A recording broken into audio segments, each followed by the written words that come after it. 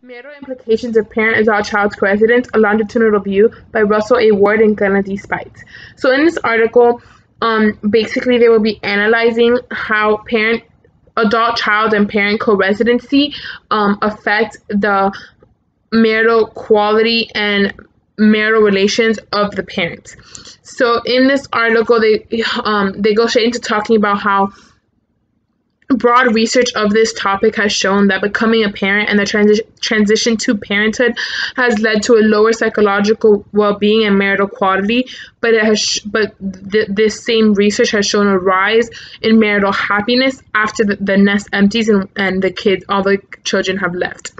He says that in this research, they will be focusing on the implications of adult-child co-residency for parents'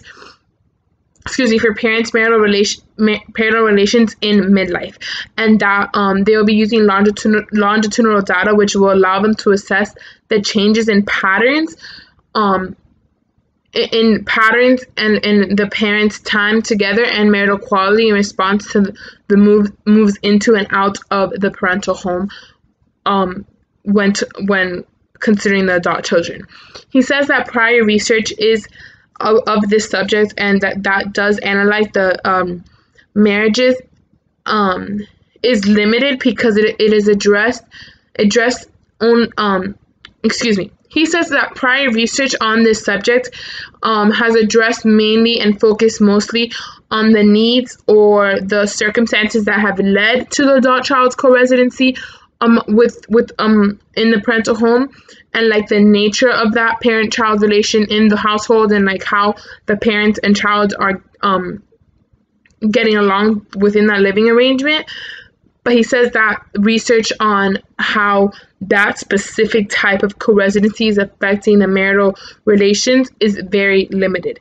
He says that in his research, they will begin with an overview of all of the patterns that have been found in the research in the previous research, and then they will begin to discuss how adult-child co-residency affects marital quality. So basically, and then he says that research on the quality of relations between parents and the child and the co-resident adult child, and the effects of co-residence on well-being has relied mostly on cross-sectional data, which yields a positive but incomplete picture. So basically, he's saying that a lot of the research out there on this subject has used cross-sectional data, which has been which he personally believes has been a huge limitation because it doesn't allow for the research to be completely shown. He says that in this research of where they do use cross-sectional data, it has shown that co-resident parents and adult children report satisfaction with the co-residency and more positive relations. He says that research on consequences for parental well-being is more mixed, and that and he gives an example of this, of how it's mixed. And if you in one of my previous videos, it was the literature review was focused all about how marriage research on marital quality is very mixed because it's very dependent on different circumstances, and this is basically what he's talking about now. And he gives an example about how one article by Umberson and Gov reported that both mothers and fathers with co-resident children had reported a lower well-being, but that another article that only a few years apart from the first one by Menigan found no significant effect on the presence of co-resident children over the age of 22 on parental well-being. So this is like an example of how contradictory and mixed the findings on this subject can be. He says that another researcher that used panel data found that nest leaving increases parental life satisfaction if there was, in the case that there was continued contact with that child. Then he says that although much is known about how the children influences the parents' well-being, there's a lot less research that focuses on the parents' marriages.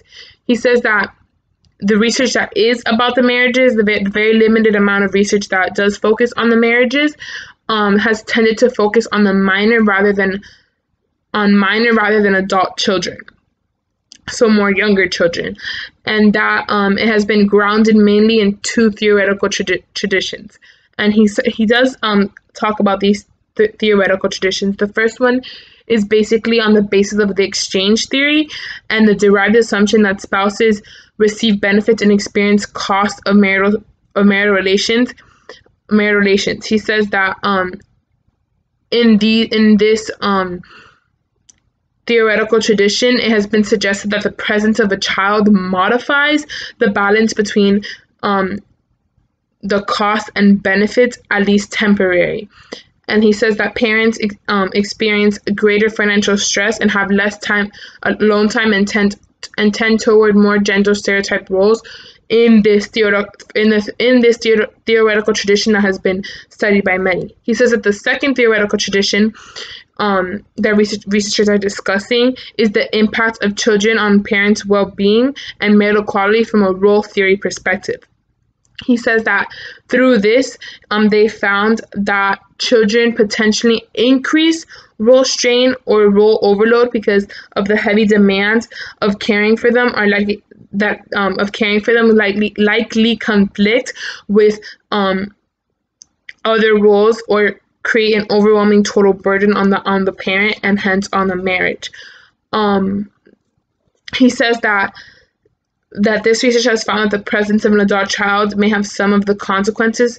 So then he goes on to talk about these two theoretical traditions, and he says that although the presence of an adult child may have some of the consequences suggested by these theoretical perspectives, and he says that he does agree that it's possible. He says that it's to a much lesser degree than it implies. He says that adult children may contribute to family finances or at least support their own living expenses, and that they may contribute to household labor, such as doing chores or dishes or anything like that in the household, which although they are adding to the total workload on, let's say, the mother's share, they're also helping through that. He says that they might also limit parents' alone time, but again, not to the extent that a younger child would. He says that adult children's presence and may also have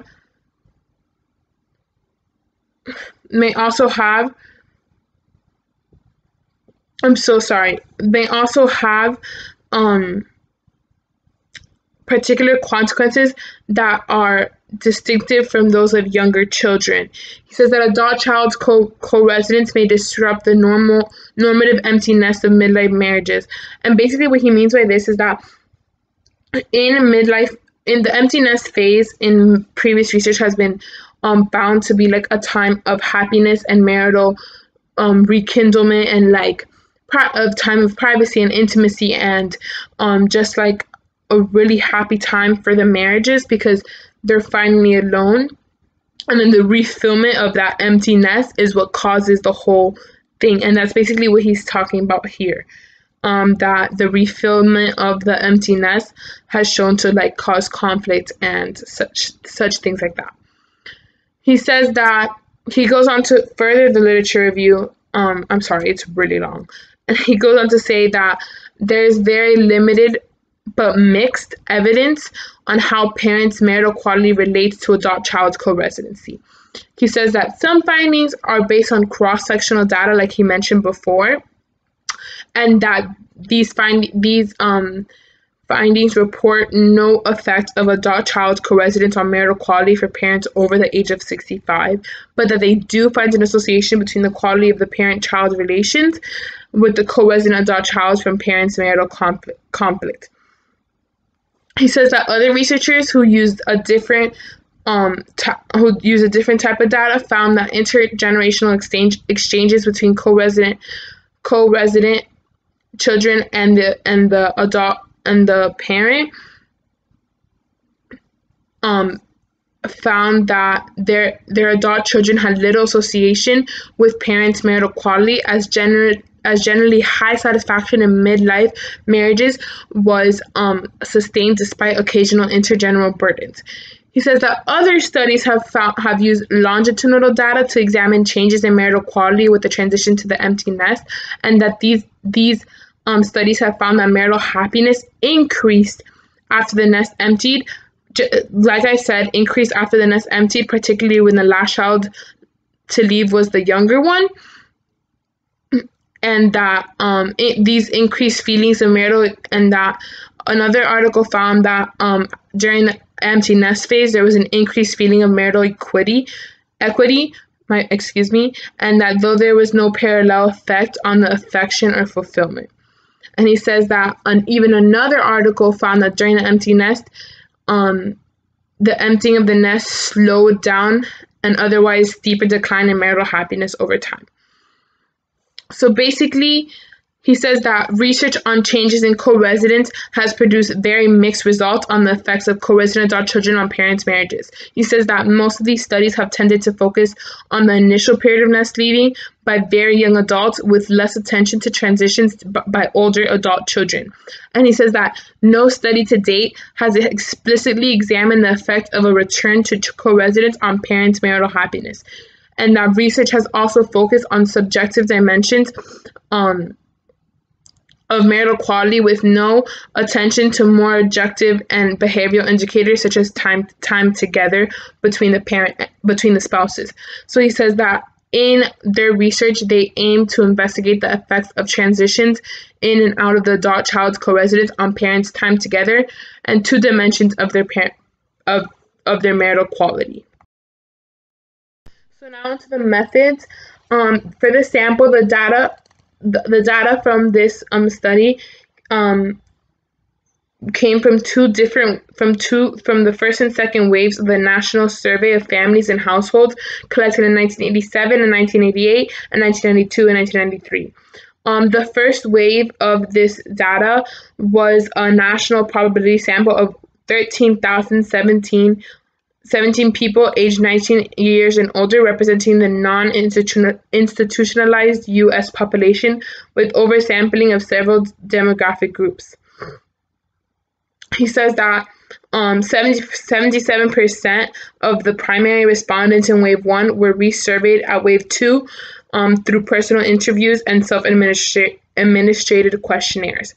He says that in this analysis, they used a subsample at Wave 2 who had adult child aged 19 and up at Wave 1 who were married to the same person at both waves, were householders who owned or rented a house, and this was to focus on the typical form of co-residence in which adult children lived with the parent, and they had to have data from all variables used in the analysis.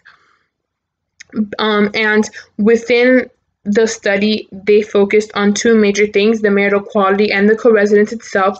The main thing they focused on was obviously the marital quality, and they reflected three aspects of marital quality measured at both waves: time spent with each other, and when they say that, they mean time spent with amongst the spouses, marital happiness, and marital disagreements. And when focusing on the co-residency, they focus on patterns of stability or change in co-residence between parents and adult children.